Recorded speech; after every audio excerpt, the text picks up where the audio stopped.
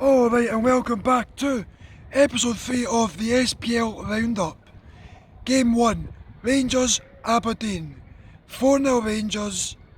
A very dominant display in the first half. Rangers went 1-0 up within 5 minutes.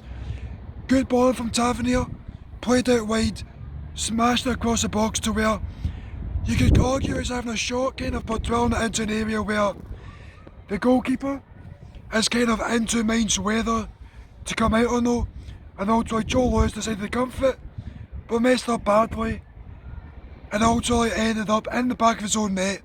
An own goal from Lewis, putting Rangers 1 up within 5 minutes, before not long later, Ryan Kent doing what he does against Aberdeen specifically for some reason. He'll perform miles better against Aberdeen than any other team in the league, putting a great ball in for Kamaru to score Rangers second and Kamaru's first for the day. This kind of put Rangers in a steady ship going into half time, pure cruise control. Obviously a Joe Lewis howler, a great move from Rangers for a Ryan Kent assist to set up Kamaru for Rangers second. Put them in a dominant display going into the second half, where Aberdeen failed to clear from a corner, which Hadji set up on a plate for Kamaru to also score his second of the match, put Rangers 3-0 up and also cruise control, which seen the game off before then ultimately a great move from Rangers, quick counter, Jermaine Defoe coming off the bench along with the assister Greg Stewart to make it 4-0 Rangers. Stewart playing in Defoe, one touch finish. Rangers 4, Aberdeen 0. Second half, yes there was 2 goals, but it wasn't as much as what the first half was, with Rangers dictating play and everything. Aberdeen had some half chances but not really any clear-cut opportunities to actually go for it, to get back into the game, to try and stop Rangers' invincible season, which they have now achieved. 102 points, 32 wins, 6 draws, and obviously 0 losses. Obviously overall, for the league campaign for Rangers, obviously could have went better. They could have won 38 games out of 38 instead of 32. But to win the league, to stop Celtic's 10 in a row charge, go unbeaten, yes, to go out I think it was in the Scottish Cup and League Cup, both in the quarterfinals. There were questions over that. Obviously Rangers fans would want to go to the semi-finals or even win both cups to try and make that even a better season for next. Game 2 is Motherwell versus Ross County. The score was 2-1 Ross County.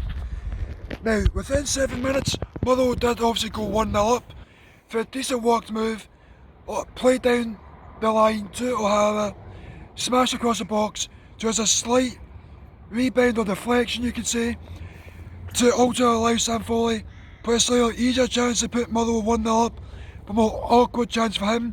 But the midfielder scored his first goal for the club since joining in January. After the goal, Ross County did wake up a bit, creating a few chances. Jordan White, Blair Spittle, Michael Gordine, obviously the kind of main attacking players.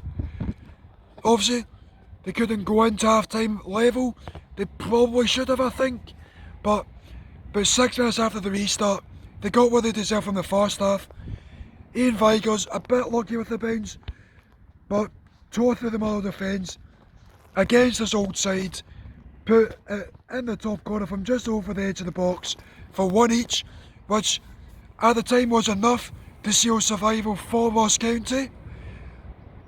But about half an hour later into the match, or I think about 15 minutes later it was actually, Ross County got quite lucky with the ball, with the deflection. Jordan White played in Michael Gordine.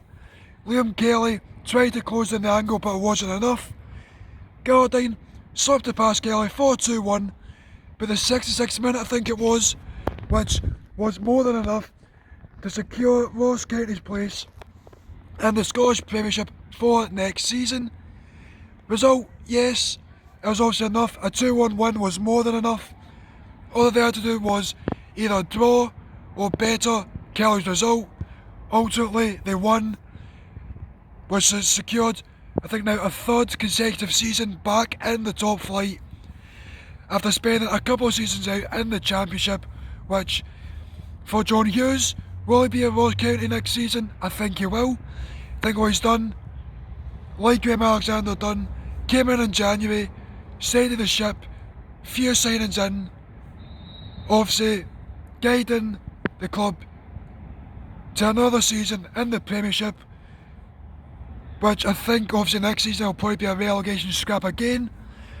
Obviously Ross County fans, including John Hughes himself being the manager, no manager wants to be involved in the relegation scrap, so we'll see how that goes.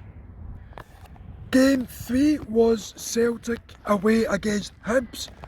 The first 0-0 of 3. There wasn't really much to say about this.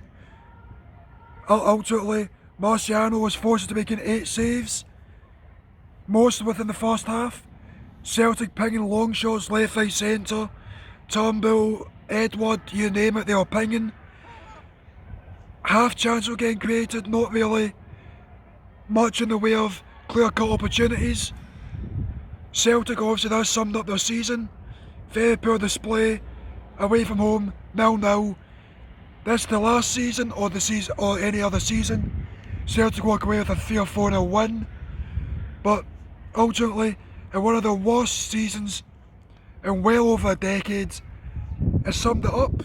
0-0, not really anything. Ultimately, players go away, look to regroup. Looks like Eddie Howe is finally going to be set to be named as the Celtic manager. The way it's going to be set up, he probably won't, but the way everything's been going on the past few weeks to month or so, he will. So I think that's going to be a good appointment for Celtic. I think with the way it is, Eddie Howe's like a Brendan Rodgers type manager.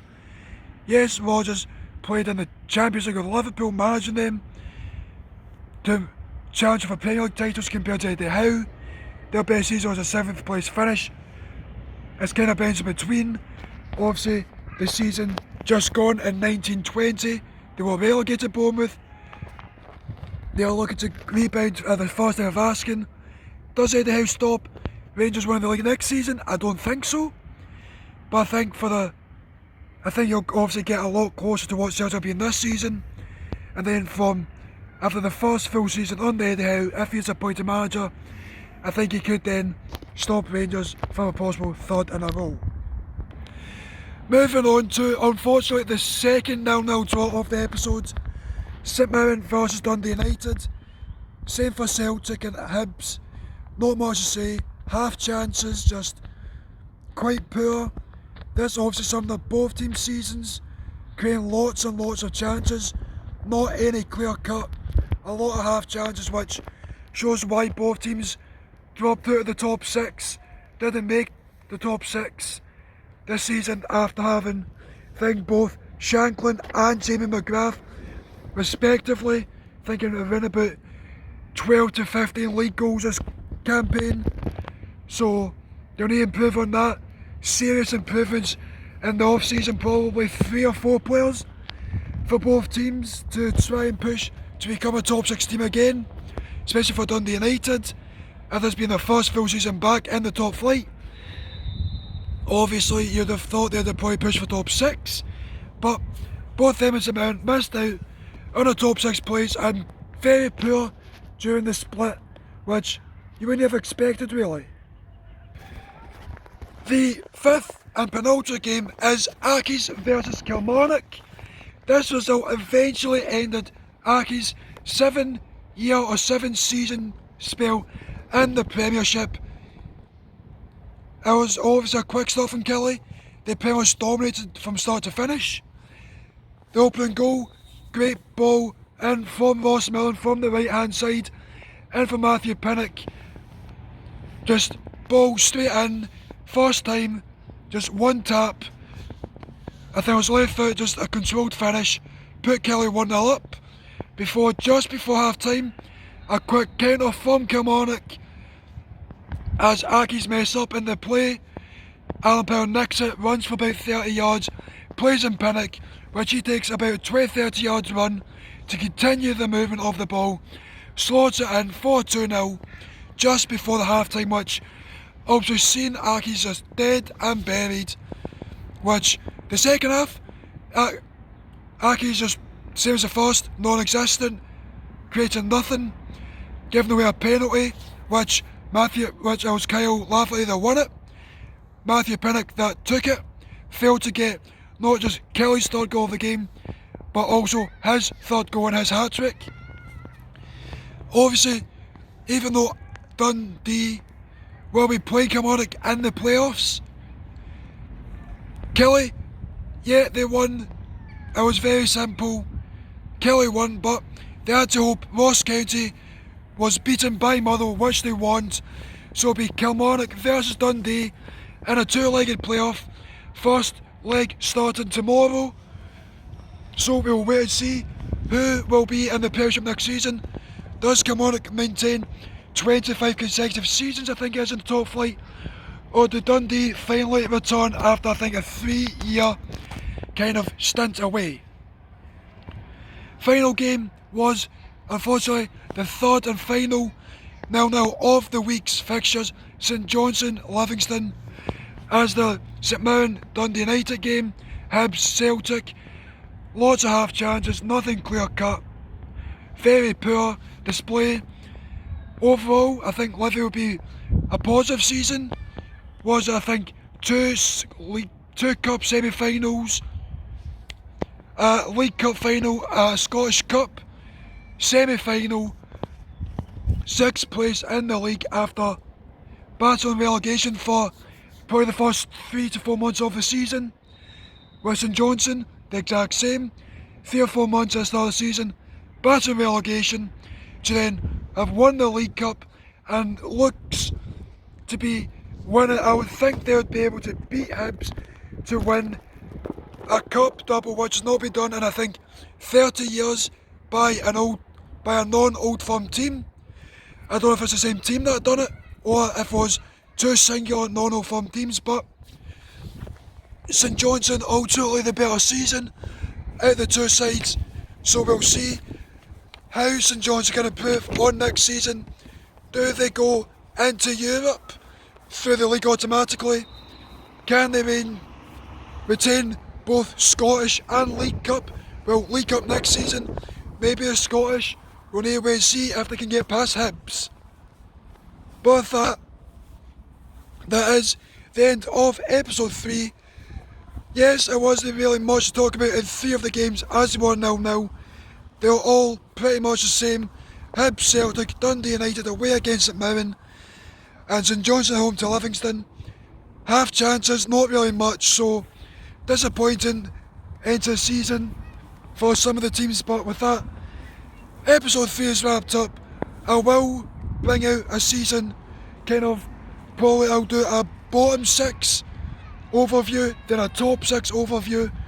I will wait obviously until the Scottish Cup final is out the road, and then the playoffs between Kilmarnock and Dundee are finished, just so then I can do it properly without any mistakes.